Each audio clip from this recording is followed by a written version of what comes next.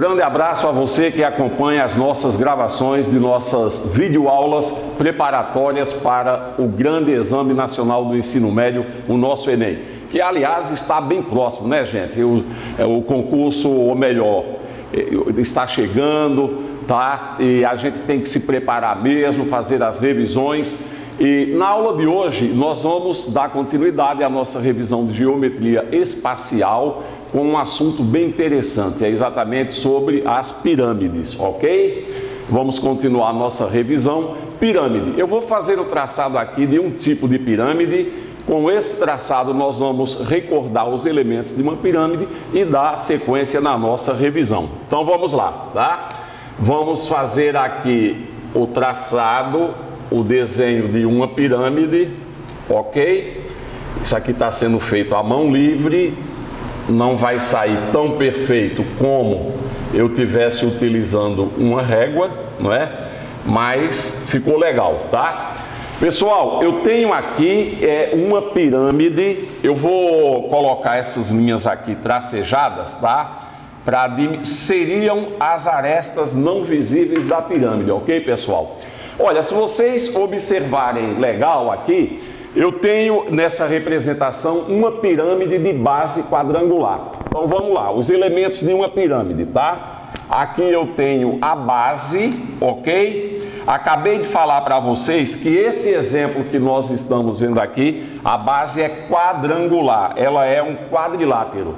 Se essa pirâmide ela for considerada regular, esse quadrilátero aqui seria um quadrado. Por que quadrado? Porque a pirâmide sendo regular, a base tem que ser um polígono regular. E o quadrado é um polígono regular. A exemplo de um triângulo equilátero, que nós já vimos de maneira informal, uma pirâmide de base triangular, quando nós fizemos aquela revisão dos poliedros regulares. Lembra? Então o tetraedro regular é um exemplo de pirâmide triangular. A base é um triângulo, essa pirâmide é regular e esse triângulo é equilátero. Mas vamos ver aqui, ó.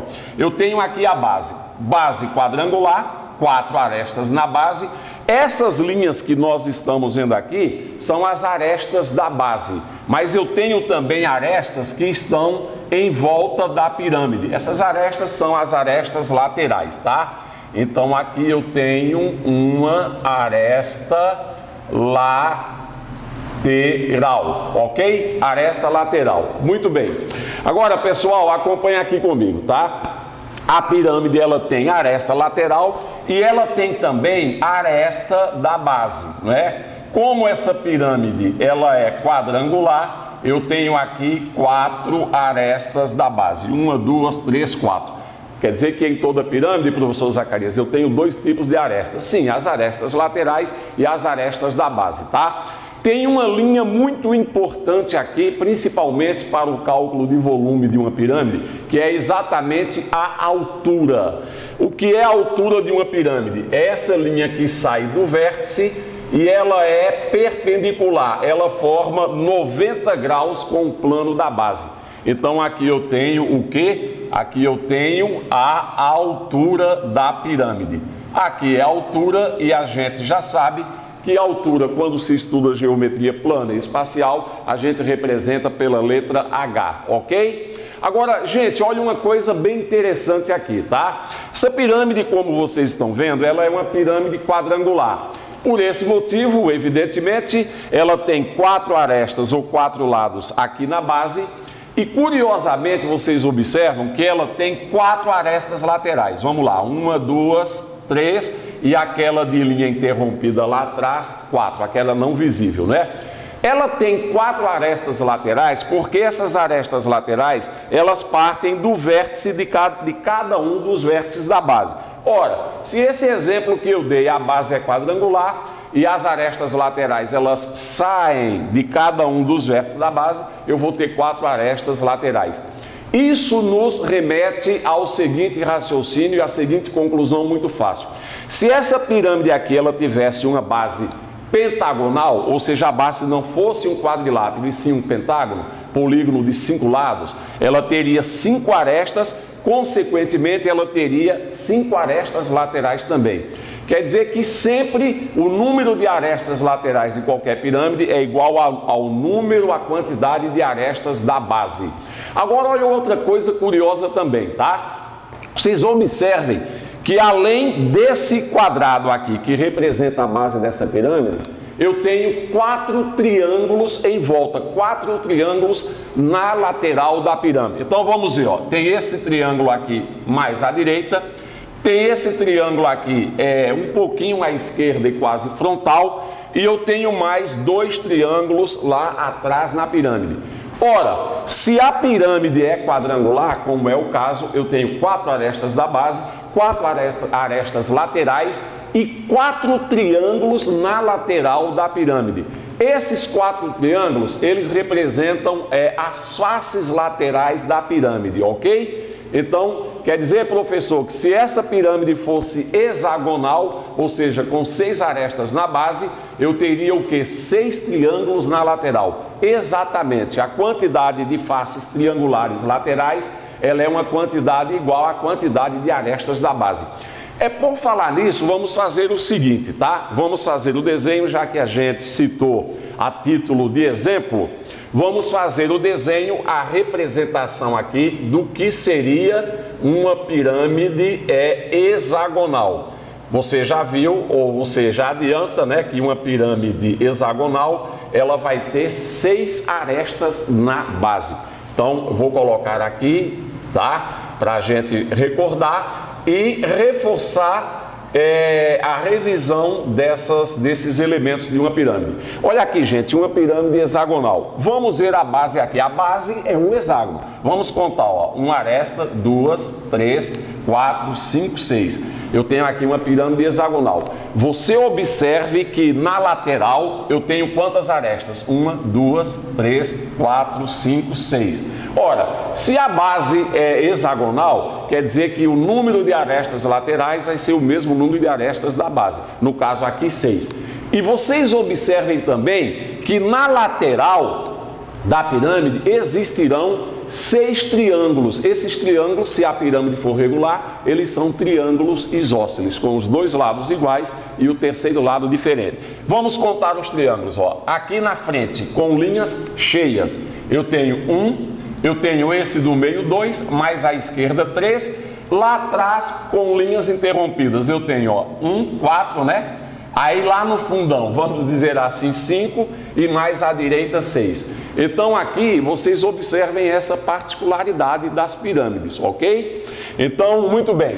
No caso da altura, seria essa daqui, né? Ela sempre sai do vértice superior da pirâmide e ela forma 90 graus com o plano da base, ok? Lembrando que se essa pirâmide ela é regular, ou seja, a base é um polígono com lados iguais, essa altura ela vai cair exatamente no centro da base ou no centro daquele polígono que representa essa base, tá? Gente, olha, nós acabamos de recordar quem são os elementos de uma pirâmide. Aí você me pergunta, professor Zacarias, em termos de cálculo, o que é que mais o Enem explora em termos de pirâmide? Olha, raramente tem caído questão sobre pirâmide com cálculo. Mas quando cai cálculo de pirâmide no Enem, esse cálculo geralmente é sobre volume, calcular o volume de uma pirâmide, tá? Agora cai muito pouco, porque raramente a gente tem construções em formato de pirâmide, né? A não ser aquelas pirâmides lá do Egito, em termos de planeta, né? E a não ser algumas pirâmides que são utilizadas de forma decorativa, ou até o pessoal da área holística, né? Da área de espiritualidade, utiliza pirâmides em miniatura como uma forma de energização, não é? Mas quer dizer que como a pirâmide ela não tem uma aplicação prática no nosso dia a dia, a proposta do Enem é colocar questões com figuras que têm a ver com o teu cotidiano. Então cálculo de pirâmide, principalmente de volume, fica assim muito raro. Mas de qualquer maneira nós temos que recordar como que se calcula o volume de uma pirâmide. Vamos lá, volume da pirâmide. Volume da pirâmide, ele é calculado como 1/3 da área da base vezes a altura. Então, ó, é a área da base vezes a altura dividido por 3. Então, vamos lá, ó. área da base vezes a altura dividido por 3. Na geometria espacial, sólido que vai afunilando, o volume é sempre dividido por 3, é 1/3 da área da base pela altura. Nós vamos ver isso quando a gente for recordar, ainda hoje, o cálculo do volume de um cone. Agora, pessoal, é importante que a gente fique atento ao seguinte detalhe. Nós fizemos aqui nessas nossas videoaulas a revisão em geometria espacial do prisma. E vocês viram que o volume de um prisma é a área da base vezes a altura. Só que essa área da base, ela varia muito. O prisma que eu citei como exemplo, ele tem diversos tipos de prisma. Tem prisma de base triangular, quadrangular, pentagonal, hexagonal, etc. A mesma coisa a pirâmide. Nós vimos aqui, estamos vendo uma pirâmide de base quadrangular. Vocês viram que existem pirâmides de base pentagonal, hexagonal, que nós vimos um exemplo agora há pouco. Tem pirâmide de base octogonal e daí por diante. Quer dizer que esse AB, que representa a área, vamos lá, AB quer dizer a área da base, para calcular a área da base depende do tipo de pirâmide, ou seja, depende do tipo de base que essa pirâmide possui. No caso aqui, eu tenho uma pirâmide quadrangular. Se essa pirâmide ela for regular, essa base quadrangular é um quadrado e a área da base teria que ser calculada a área do quadrado.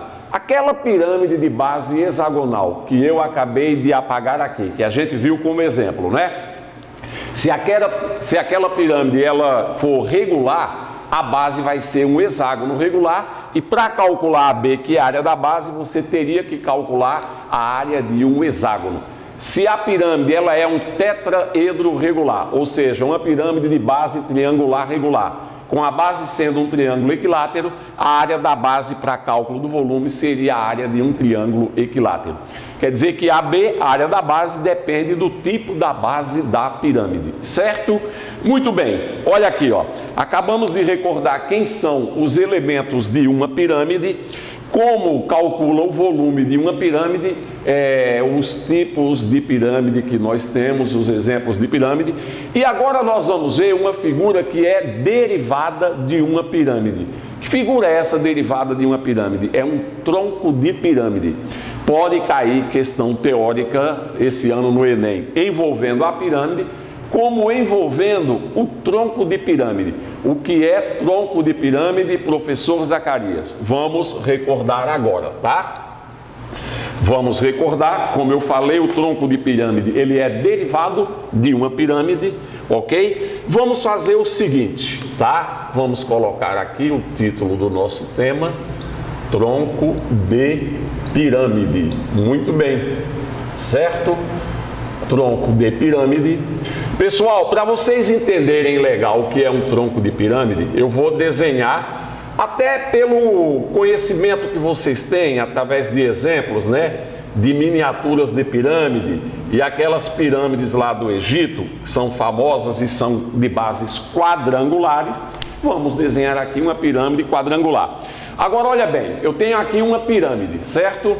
Vamos ver o que é tronco de pirâmide. Tronco de pirâmide, pessoal, é uma das duas partes em que uma pirâmide ela fica dividida, seccionada ou cortada através de um plano. Ela é cortada por um plano que seja paralelo com essa base ou que seja inclinado em relação à base. 99%, quando cai uma questão de tronco de pirâmide em vestibulares de instituições particulares, ou então no Enem, quando cai tronco de pirâmide, esse tronco de pirâmide é de bases paralelas. Bases paralelas quer dizer que tronco de pirâmide tem mais de uma base? É exatamente isso que nós vamos ver agora, tá? Então, olha aqui, ó. Eu tenho uma pirâmide aqui, eu vou, imagine a gente cortando, seccionando, fazendo um corte nessa pirâmide com um plano paralelo com essa base, tá? Então, olha, a representação ela ficaria mais ou menos assim. Eu cortei essa pirâmide com esse plano. Esse quadrilátero aqui, de vermelho, você imagina, supõe que ele seja um plano, fez um corte na pirâmide. Ora, se eu cortei essa pirâmide, evidentemente, ela ficou dividida em duas partes. Tem a parte acima da minha mão, a câmera está pegando bem aqui, você está vendo, não é? Essa parte acima da minha mão, você observa que é uma outra pirâmide, uma pirâmidezinha. Uma pirâmide bem menor, evidentemente, do que a pirâmide original.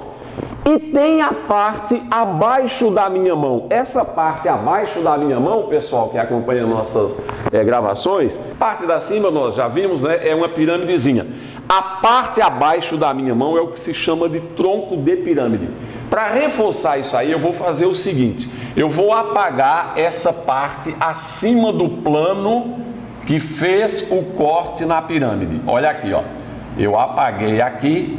Vocês observam isso aqui, essa figura em 3 dimensões que ficou, que resultou é o que se chama de tronco de pirâmide.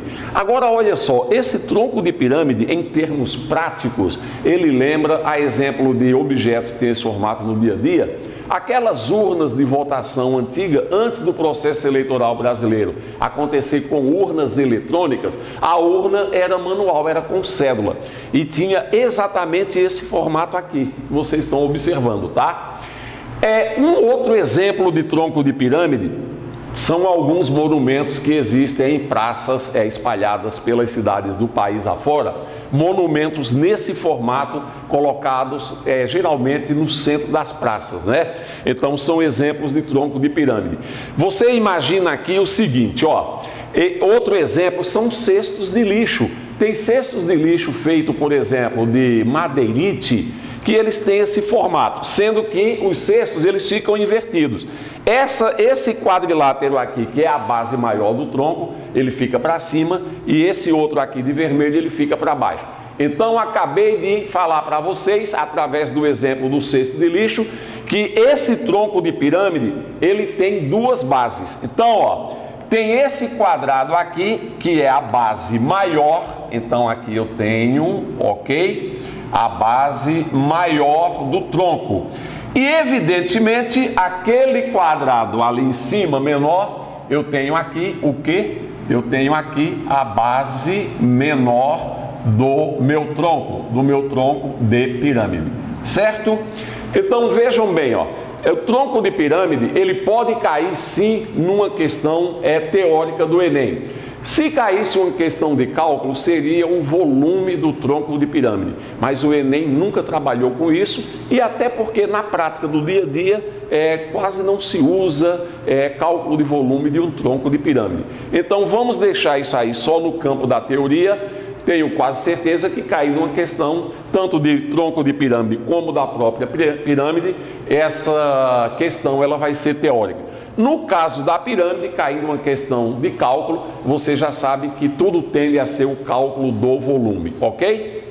Gente, nós acabamos de fazer mais uma revisão de um elemento importante da geometria espacial, que são as pirâmides, e agora nós vamos iniciar a revisão de outro elemento, esse sim.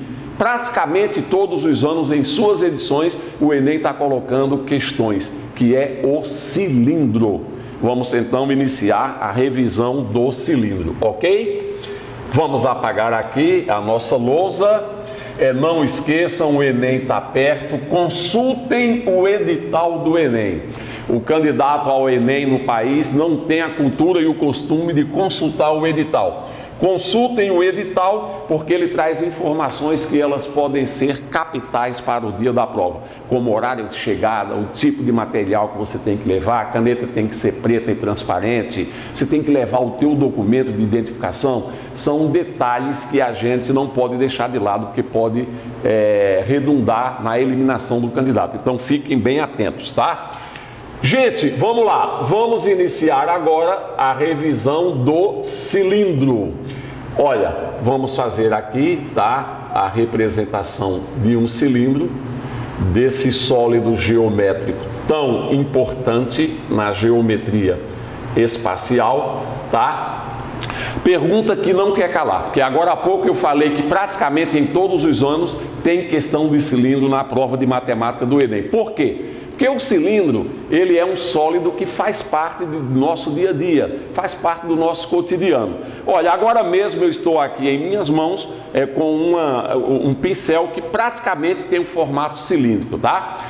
Por exemplo, a caneta que você usa, você é aluno que está assistindo nossa videoaula, não é? Aquele tubo onde vai a tinta da caneta tem um formato cilíndrico, ok? Lâmpadas fluorescentes que estão iluminando esse estúdio onde estou gravando essa aula, tem um formato cilíndrico. Esses canos de PVC responsáveis pela instalação hidráulica em residências e empresas tem um formato cilíndrico. Quer dizer que o cilindro, ele faz parte do nosso dia a dia. Até na natureza nós encontramos situações que lembram o cilindro. Tem árvores, principalmente eucalipto, né? E outras árvores também na natureza, que o tronco tem o formato cilíndrico. Então o cilindro, por ele fazer parte do nosso dia a dia, o Enem gosta de colocar questões a seu respeito. Mas vamos recordar aqui quem são os elementos de um cilindro, né? Gente, o cilindro, ele tem duas bases. Aí eu tenho aqui, ó, base inferior, eu tenho ali a base superior. Não esqueçam que o cilindro, ele tem duas bases que são paralelas e iguais. Por isso que tem professores de matemática que consideram o cilindro como sendo uma extensão de um prisma, ou seja, um prisma de bases arredondadas, ok? Pessoal, beleza. Agora, olha uma informação importantíssima. Você viu no ensino médio, mas nunca é demais recordar. As bases do cilindro, elas são circulares, elas são redondas. Elas não são ovais, elas parecem ser ovais, você já sabe, isso é pela vista em perspectiva da figura ou a chamada ilusão de ótica. Ora, se essas duas bases são dois círculos, todo círculo tem essa linha que vai do centro até um ponto qualquer da circunferência. Essa linha eu vou representar por R e todos vocês sabem que é o que? O raio. Raio de quê? Raio da base, ok? Raio da base do cilindro. Pessoal, presta bem atenção, olha só. Essa linha aqui, ó, essa linha e essa à direita e essa à esquerda, que dão o contorno do cilindro, essas duas linhas, elas são chamadas de geratrizes. Então isso aqui, ó, é a geratriz do cilindro. Geratriz. Aí você, um aluno curioso que está acompanhando a nossa videoaula, ele pode fazer a seguinte pergunta: professor Zacarias, por que geratriz? É porque essa linha, ela gera o cilindro, ela dá o contorno do cilindro no espaço. Aí você continua perguntando, como assim? Rapidão aqui, só para você entender, tá? Todo cilindro, pessoal, ele é gerado a partir da rotação de um retângulo no espaço. Rotação essa de 360 graus. Vamos explicar melhor isso aqui para você. Esse retângulo aqui, imagine ele, suponha que ele seja de papelão, ele seja de madeira ou de vidro, um material que não seja facilmente, que não possa ser dobrado, tá? Imagina que esse retângulo, eu prenda esse lado maior, eu tenho aqui a reta ou suporte que contém esse lado maior do retângulo. Compare o retângulo, como eu falei, por exemplo, há uma placa retangular de papelão. Se eu faço esse retângulo, ele dá giros de 360 graus. Essa placa fica rodando, girando em torno do eixo que contém o lado maior. É fácil você verificar que a figura que vai ser formada no espaço, ela é exatamente o quê? Exatamente um cilindro. Agora, o interessante você observar que quem dá esse contorno no espaço de um cilindro é exatamente esse lado aqui maior. É ele que gera o cilindro no espaço. Daí o motivo de eu chamar de geratriz. Agora tem mais um detalhe que é muito importante, viu, pessoal? Olha só, essa geratriz aqui, ela forma um ângulo de 90 graus aqui com o plano da base, ó. Por esse motivo, esse cilindro aqui que nós estamos revisando é um cilindro reto. É um cilindro que ele fica bem em pé no plano da base. Se eu pego um cilindro, um cano de PVC, eu coloco ele em pé na superfície da mesa, a superfície da mesa seria a representação simbólica do plano da base, e esse cilindro ele não fica inclinado, não fica deitado, ele fica reto, ok? Por esse motivo, quando o cilindro é reto, essa geratriz ela é também chamada de altura. A altura que nós representamos, você já sabe, pela letra H. Então, olha, cilindro reto, o que é que eu tenho? A altura e a geratriz representam a mesma linha, ok? Muito bem. Agora presta atenção aqui, ó. Eu falei que o cilindro é reto. Tem o cilindro reto e tem o cilindro oblíquo. Oblíquo ou inclinado. Seria esse cilindro aqui, ó. Vamos só melhorar a base desse cilindro para o aluno ter uma ideia melhor. Olha esse cilindro. Se eu considerar aqui o plano que contém a base do cilindro, vamos supor esse plano aqui, que eu posso associá-lo, por exemplo, à superfície de uma mesa, tá? Olha que a geratriz aqui, que é essa linha, ela já não forma 90 graus.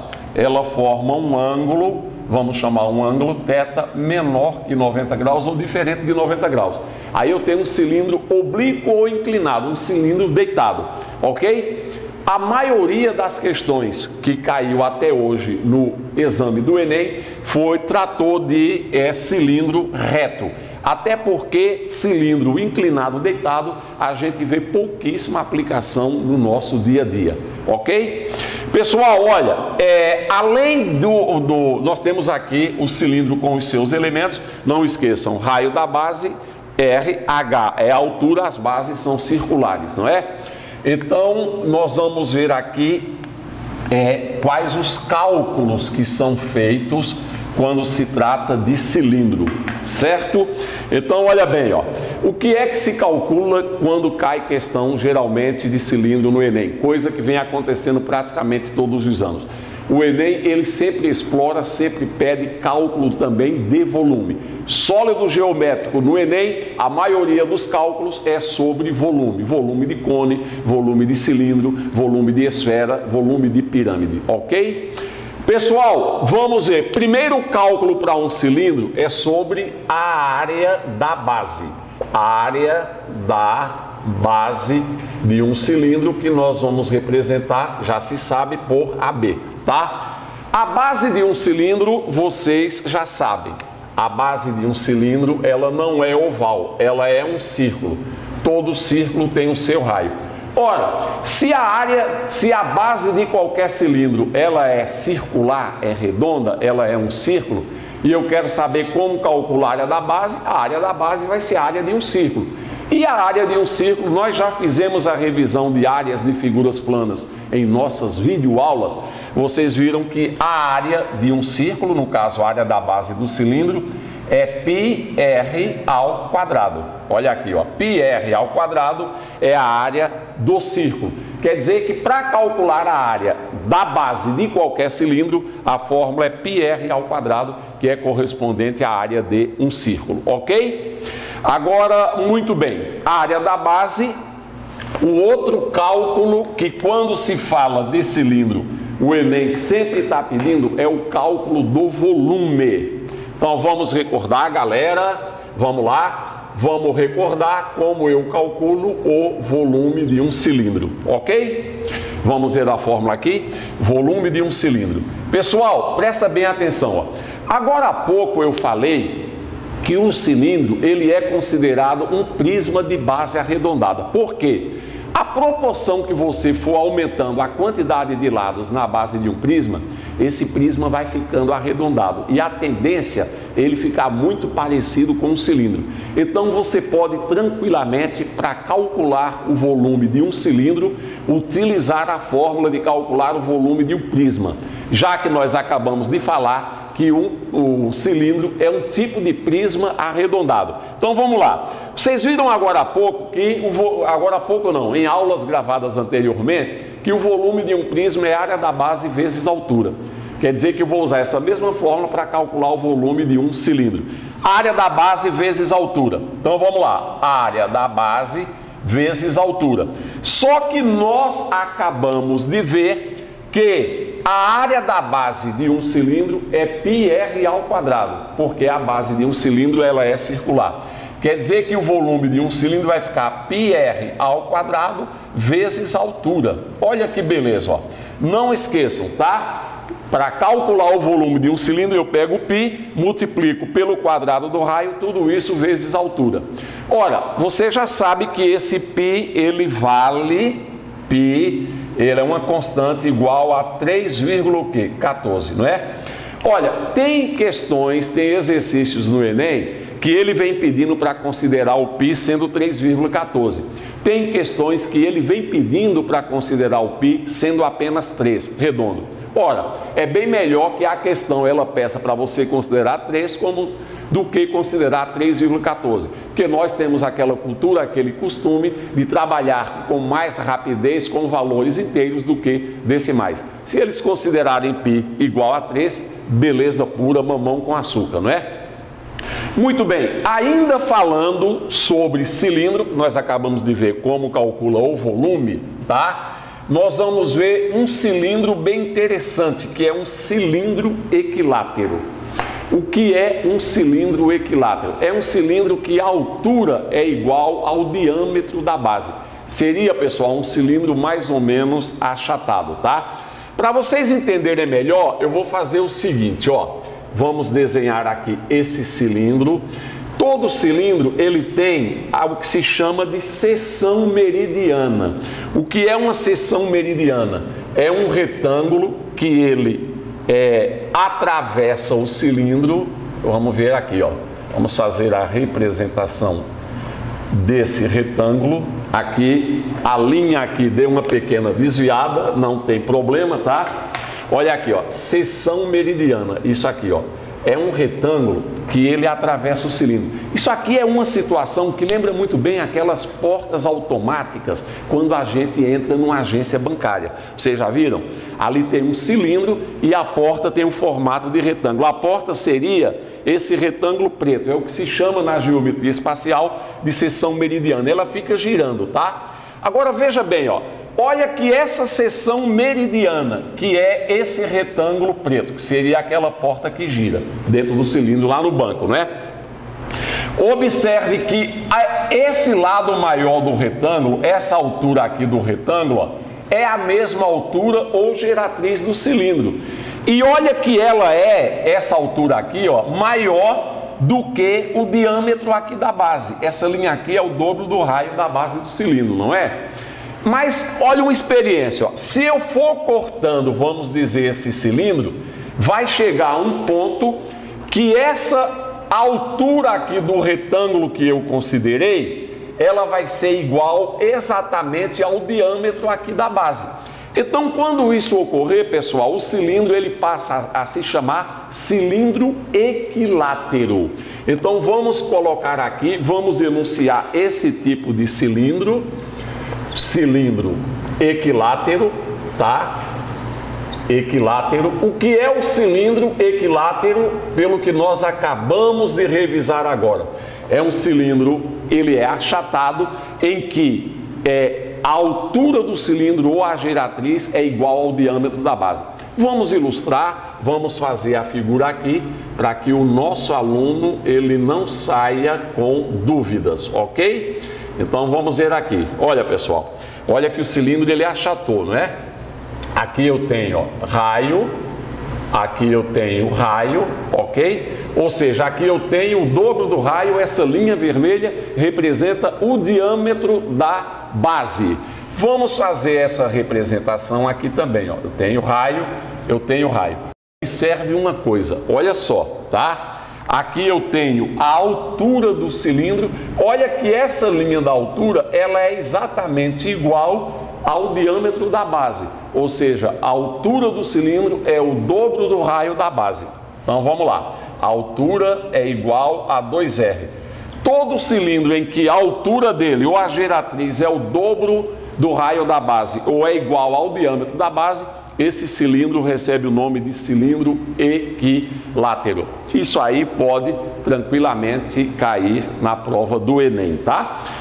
Pessoal, só para encerrar essa revisão aqui de cilindro, nós vamos ver aqui, por exemplo, a planificação de um cilindro, tá? Qual a planificação de um cilindro? Acompanha aqui comigo, ok?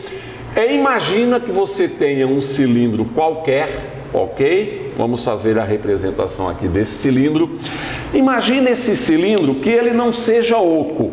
Professor Zacarias, o que é um cilindro oco? Cilindro oco é um cilindro vazado, onde essas duas bases aqui, elas são ocas, elas são vazias, tá? Se esse cilindro aqui, ele não é oco, ele não é vazado, se ele tem as duas bases além do corpo, imagina tudo isso aqui feito de cartolina ou um papel facilmente dobrável, tá? Imaginem que eu vá chegar e abrir esse cilindro, que eu passe a tesoura, tá? Eu passe a tesoura aqui no cilindro, ok? Com a intenção de abrir esse sólido, abrir o cilindro. Passei a tesoura aqui, isso aqui é de papelão ou cartolina, então vamos ver como fica o cilindro aberto. Cilindro aberto significa cilindro planificado. Qualquer sólido da geometria espacial, quando eu falo que ele vai ser aberto, então ele vai, tecnicamente falando, ser planificado. Ora, se isso aqui é de papelão ou cartolina e eu passei a tesoura, vocês observem o seguinte, é muito simples de entender isso aqui, tá? Esse corpo do cilindro, que era uma superfície curva, redonda, depois que eu abri o cilindro, o corpo do cilindro se transformou num retângulo. Quer dizer que a planificação do corpo de um cilindro é um retângulo. Você pode fazer essa experiência pegando uma folha do teu caderno e curvando ela. A folha que era um retângulo, depois que você fez a curvatura, ela se transforma num cilindro.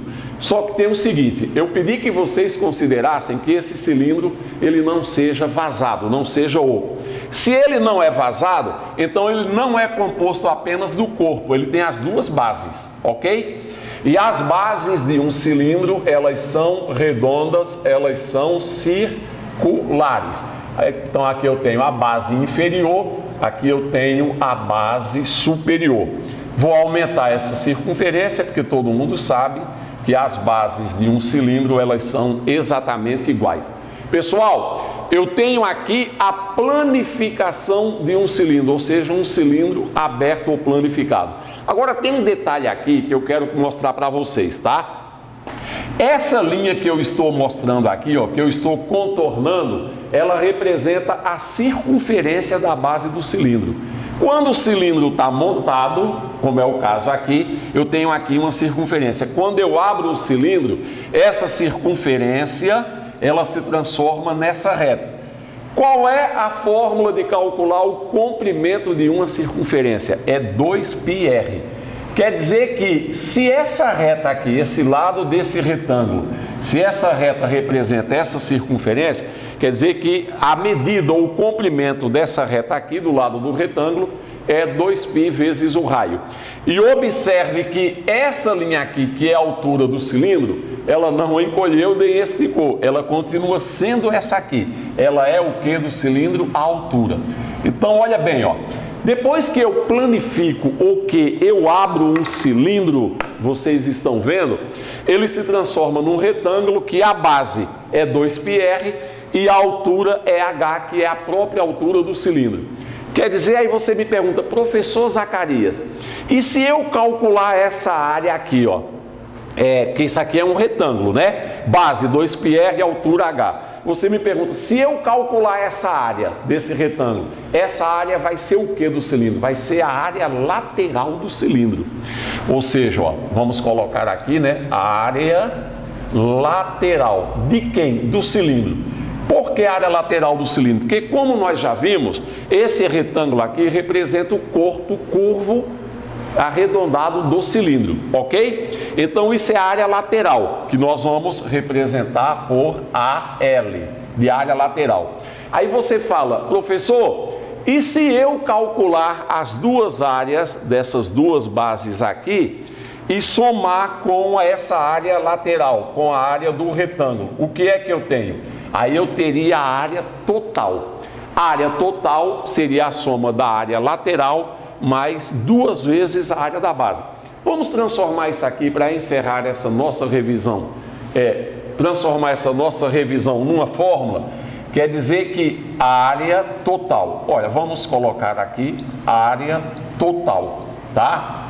A área total, vamos chamar a área total de AT, então vai ficar, ó, área total igual a área lateral, que é esse retângulo aqui, mais a área das duas bases que representam as bases do cilindro. Ou seja, a área lateral mais 2 vezes a área da base. Essa é a fórmula de calcular a área de um cilindro. Estamos encerrando essa videoaula sobre a teoria de pirâmide e cilindro, mas fiquem tranquilos que nós vamos resolver exercício desses dois sólidos geométricos, ok? Muito obrigado pela atenção de acompanhar mais uma vez essa revisão em nossas aulas gravadas e um grande abraço, seja feliz você, aluno que vai fazer o Enem. Abraço!